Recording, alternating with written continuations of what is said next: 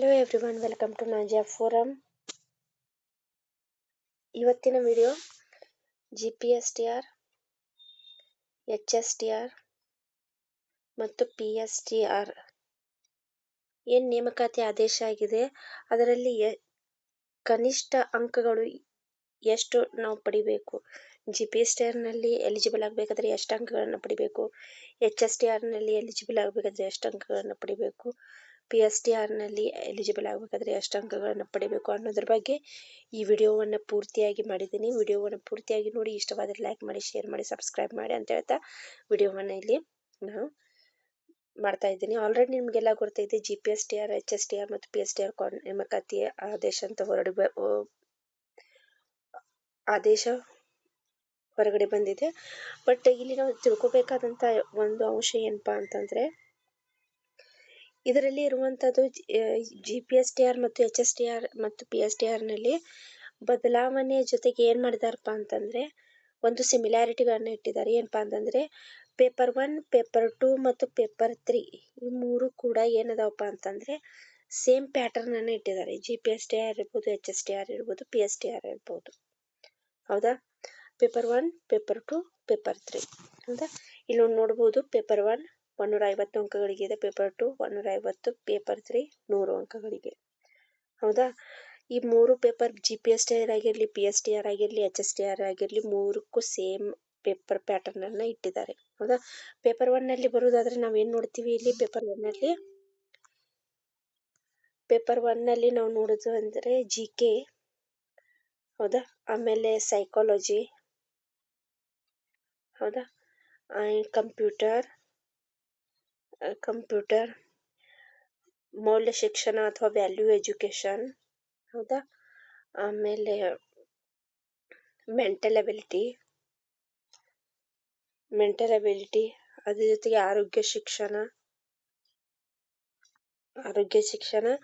Basic Kannada and English ಇವೆಲ್ಲವನ್ನು ಕೂಡ್ಕೊಂಡು ಒಂದು paper 1 ಆಗಿ ಕನ್ವರ್ಟ್ ಆಗ್ತದೆ. ಹೌದಾ? ಈ ಪೇಪರ್ನಲ್ಲಿ 150 ಅಂಕಗಳಿಗೆ ನಾವು ಬರಿತೀವಿ. ಎಲ್ಲವೂ ಕೂಡ ಆಬ್ಜೆಕ್ಟಿವ್ ಟೈಪ್ ಕ್ವಶನ್ ಅನ್ನ ಕೇಳಿರ್ತಾರೆ. ಆಬ್ಜೆಕ್ಟಿವ್ ಅಂದ್ರೆ 4 ಆಪ್ಷನ್ ಕೊಡ್ತಾರೆ. ಆಪ್ಷನ್ ಅಲ್ಲಿ ಒಂದನ್ನ ನಾವೇನ್ ಮಾಡ್ಬೇಕಾಗ್ತದೆ, ಟಿಕ್ ಮಾಡ್ಬೇಕಾಗ್ತದೆ. ಹೌದಾ?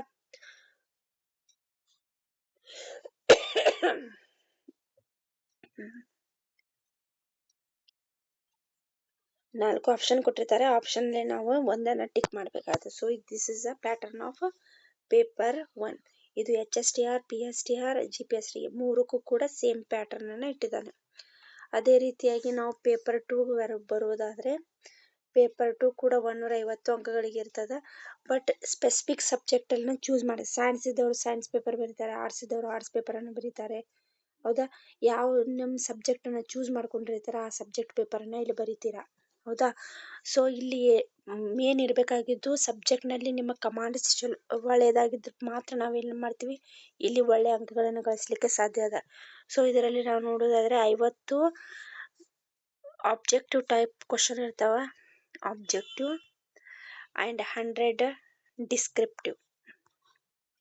ಡಿಸ್ಕ್ರಿಪ್ಟಿವ್ ವಿವರಣಾತ್ಮಕ.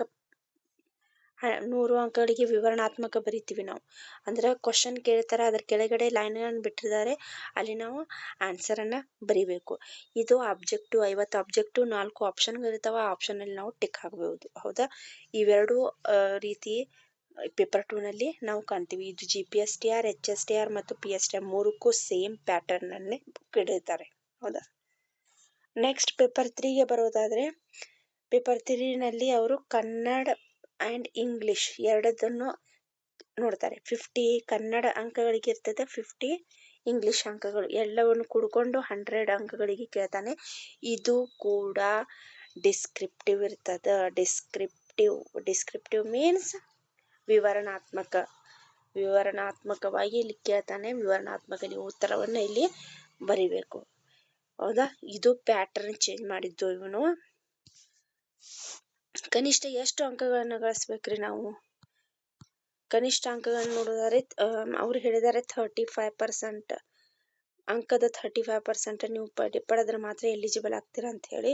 ಸೊ ಅದನ್ನು ನೋಡೋದಾದರೆ 150 ಅಂಕಗಳಿಗೆ ಎಷ್ಟು ಇರ್ತದೆ, 52.5 ಅಂಕಗಳನ್ನ ತಗೋಬೇಕಾಗ್ತದೆ ಪೇಪರ್ 1ನಲ್ಲಿ. ಪೇಪರ್ 2ನಲ್ಲಿ 52.5 ಅಂಕಗಳನ್ನು, ಪೇಪರ್ 3ಗೆ 100 ಅಂಕಗಳಿಗೆ 35 ಅಂಕಗಳನ್ನ ತೊಗೊಂಡ್ರೆ ಸಾಕು. ಟೋಟಲ್ ಇವನ್ನೆಲ್ಲ ಕೂಡಿಸಿದಾದರೆ ಎಷ್ಟು ಅಂಕಗಳಾಗ್ತಾವೆ ಇಲ್ಲಿ?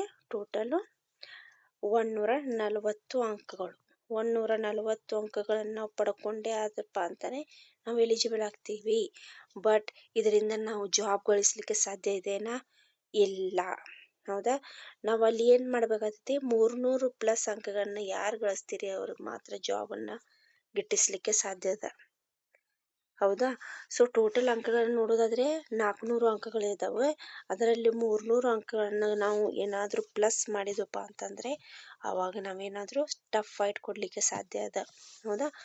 ಸೊ ಅದಕ್ಕಾಗಿ ನಾವು ಇಲ್ಲಿ ರೀಡಿಂಗ್ ಜೊತೆಗೆ ನಾವು ರೈಟಿಂಗ್ ಸ್ಕಿಲ್ ಕೂಡ ಡೆವಲಪ್ಮೆಂಟ್ ಮಾಡ್ಕೋಬೇಕಾಗ್ತದೆ. ಅದರ ಜೊತೆಗೆ ರೈಟಿಂಗ್ನಲ್ಲಿ ಸ್ಮಾರ್ಟ್ ರೈಟಿಂಗನ್ನು ನಾವು ಮಾಡಬೇಕಾಗ್ತದೆ. ಪದಗಳ ಆಯ್ಕೆ ಸರಿಯಾಗಿರಬೇಕು. ಹೌದಾ? ಏನು ಕ್ವಶನ್ ಕೇಳ್ತಾರೆ ಅದಕ್ಕೆ ಯಾವ ರೀತಿ ಆನ್ಸರ್ನಲ್ಲಿ ಬರಿಬೇಕು ಅನ್ನೋದನ್ನು ನಾವು ರೂಢಿ ಮಾಡ್ಕೋಬೇಕಾಗ್ತದೆ. ಹೌದಾ? ಮುಂದಿನ ವಿಡಿಯೋಗಳಲ್ಲಿ ನಾನು ಅದರ ಬಗ್ಗೆ ಹೆಚ್ಚಿನ ಮಾಹಿತಿಗಳನ್ನು ತರಲಿಕ್ಕೆ ಪ್ರಯತ್ನವನ್ನು ಮಾಡ್ತೀನಿ. ವಿಡಿಯೋ ಇಷ್ಟವಾದರೆ ದಯಮಾಡಿ ಲೈಕ್ ಮಾಡಿ, ಶೇರ್ ಮಾಡಿ ಮತ್ತು ಸಬ್ಸ್ಕ್ರೈಬ್ ಮಾಡಿ ಅಂತ ಹೇಳ್ತಾ ವಿಡಿಯೋವನ್ನು ಇಲ್ಲಿಗೆ ಎಂಡ್ ಮಾಡ್ತಾ ಇದ್ದೀನಿ. ಧನ್ಯವಾದ.